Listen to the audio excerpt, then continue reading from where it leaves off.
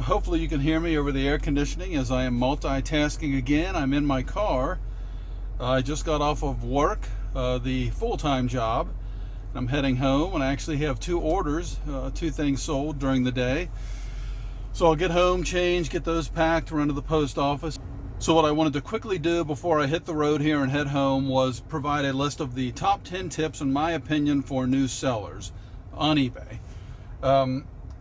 I actually came up with about 20, I think it was like 18, 19 tips, things that have helped me out. I've whittled them down to the top 10 because it just sounds better being a top 10, and I don't have to make the video quite as long.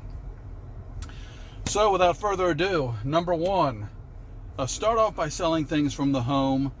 That's what I started doing, and I had success right out of the gate, and it also allowed me to spend minimal money. I just had to spend money for supplies, boxes, a scale, other things that you can actually see in video number 3 if you watch that, if you haven't already seen that. So I had minimal expenses. I started selling things from the home, and was able to accumulate money. And at this point, I'm still very small. I've only been doing this for about a month and a half. But I've gone out, I purchased a small lot of items from one of the online lot sellers, so to speak. And I've done a lot of St. Vincent de Paul and Goodwill type thrifting. Haven't done any yard sales, as this is September, and I think that's all kind of, at least anything around me is done. So we'll delve into that next year. So that would be tip number one. Start just by selling things that you currently own if you just had around the house for years. Number two would be just start with the bare necessities. Don't go out and buy expensive camera equipment and a lighting box and shelving units and spend a bunch of money on inventory.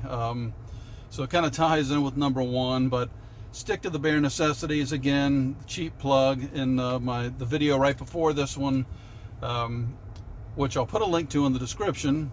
That's not a cheap plug. I explained, or I gave a list of what I thought were the bare necessities to get started as a seller on eBay. So you just want to you want to have decent cash flow. You don't want to strap yourself for cash. You don't want to start off in the negative. You don't want to accumulate debt out of the gate, I guess is what I'm trying to say. And number 3, thank you cards. And I will give Rally Roots credit for this. This was on one of their videos, and probably on a few of their videos. I don't do anything special. I just print out some thank you cards that I made. I cut them out of paper. I put one in each order that I send out, and I have had a tremendous success rate in terms of getting positive feedback. I don't know what the usual percentages are to get feedback from buyers, but I would say I have probably gotten somewhere around 65 to 75% feedback so far, and it's all been positive, knock on wood. But I think those thank you cards have helped me out a lot, just as an easy reminder. And tip number 4 would be purchase foam board. I mentioned this in the previous video as well. I keep talking about that. But foam board, it's a nice bright white. It's a brighter white than poster board that I found. With just 2 pieces, I think you can make a great background for taking pictures. I got mine at the dollar store, so for $2 I got 2 nice size pieces of foam board, or at least I think that's what they're called, and they make a great backdrop for my pictures.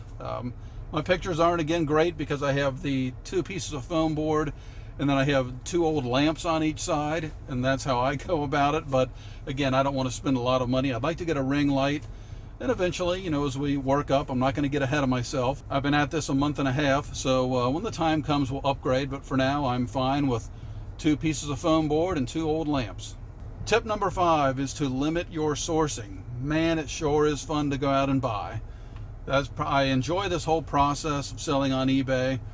The most fun that I have is going out and looking for things, treasure hunting, as they say.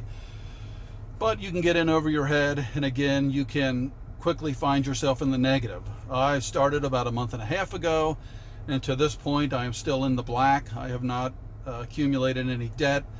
Any expenses that have occurred, whether I've gone out and sourced things, or my eBay fees, etc., I've been able to pay for immediately with the money that I've made, and still have money accumulating in the bank, so to speak.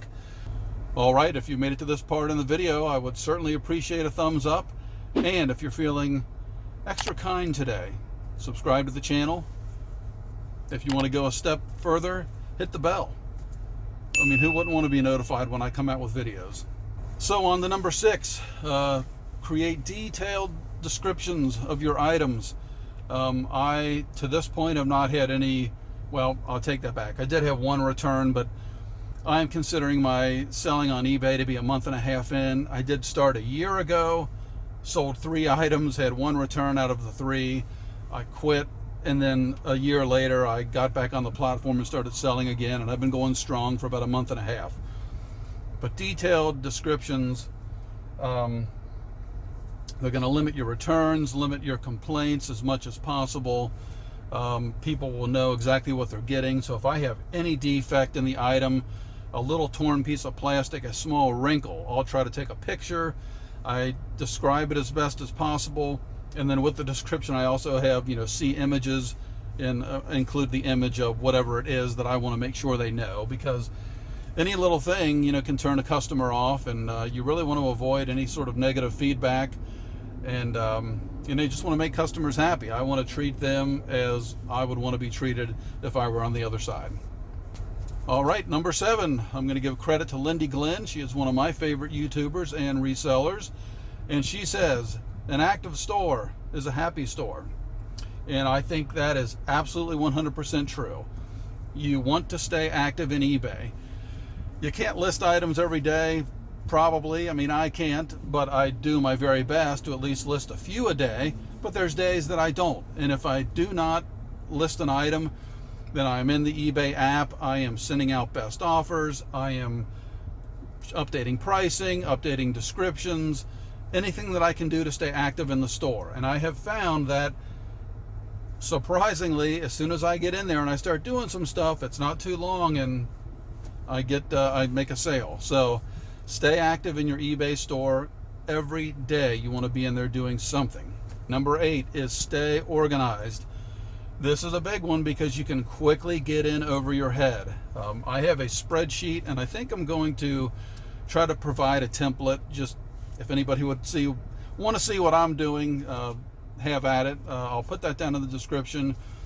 But I list everything out. It's just in a basic spreadsheet from what I buy, where I bought it, the cost of goods, when it was listed.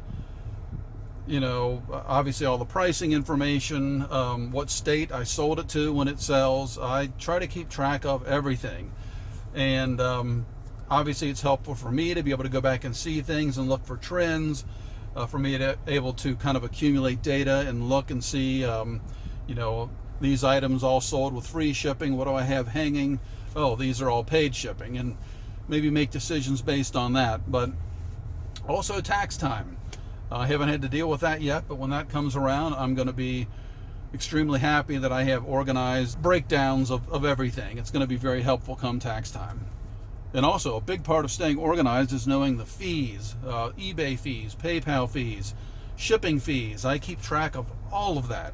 And then as time has gone on, I have a better understanding of, oh, I know what this is going to ship for. So I can look at something, let's say I'm at Goodwill, and I can see what it's selling for on eBay. I can see what it's selling for at Goodwill. I know in my head what the fees are going to be. I know basically what the shipping's going to be, and I can make a decision based on that. But if I wasn't organized and I didn't keep detailed notes on everything, then I wouldn't be able to do that, and I'd find myself in some bad situations. Number 9 is experiment. Now this can be, I've heard this both ways. Some people say stay in a niche or a niche. I've always said niche, so I don't know. But, stick with one thing or one category and really try to learn that and go with it. I, on the other hand, I'm selling everything. And in doing so, I am finding out what is selling for me, what I enjoy selling, sourcing, what I think I can get the best buy on, make the most money from, etc. So if I wasn't experimenting with all sorts of different products, I wouldn't know. So I would encourage everybody, and we're not talking about spending a lot of money, but experimenting and being financially responsible at the same time. All right, and the last tip, although I am going to have a bonus tip, which is actually just kind of a fun tip, But number 10, the last real tip, is make sure you engage best offer. So what I would do in the beginning, I watched the videos, and people would say, you know, you really want to try to use best offer to increase sales. So if I was selling something for $29.99, I would turn on best offer, and then I would go in and I would say automatically accept offers like $28.99 and greater, and automatically decline offers $27.99. So after a few weeks of doing this and really getting no offers, I kind of stumbled upon the history of a certain product, and I went in and I saw, oh my gosh, I had all these offers, but it kept declining people and just kicking them out because they didn't hit my minimum requirement. So then what I did is I went through my listings and I turned everything to just best offer. I was like, if I'm going to sell something for $29.99 and somebody gives me an offer for $1, we'll just decline it, but we'll see how it goes. And I'll tell you what, miraculously, or maybe not so miraculously, but surprisingly to me, it's actually helped me increase sales. The best offers that I've received are, nothing has been crazy. I mean, you can always decline and you can always negotiate with that potential buyer, but I'm seeing an uptick in sales. So it's great. So I would certainly recommend turning on best offer. And of course you can use the auto accept and the auto decline, but I found just having on best offer works best for me. And finally, the bonus tip that I would encourage people to do, especially if you're new, it makes me feel good, is, and I don't know how to say this any better, but install the cha-ching noise. So when you make a sale, your phone will make the cha-ching. You have to do that through PayPal notifications. You can't set that up as an eBay notification, but it makes me feel so good when I'm just sitting around at night watching TV, or I'm out shopping and my phone goes cha-ching, and knowing that I made a sale. So it's nice motivation. It's just fun to hear, and I like it. So that's a nice little bonus tip. I think it'll make your day too when the phone starts going off once or twice a day. Today I've had it go off twice, so that's been great. So I'll leave instructions down in the description to help you out with that if you're interested. So this video is probably taking longer than, I'm kind of looking at the timer on the top of my phone. It says 15 minutes. By the time I edit this, it'll probably be around 10. But again, if you like this video in the least, a thumbs up would be much appreciated. Thank you for your time watching this. And as I always try to remember to say, treat others the way you want to be treated. Thanks for stopping by Amazing Abner. I'm Tom, and we'll see you next time.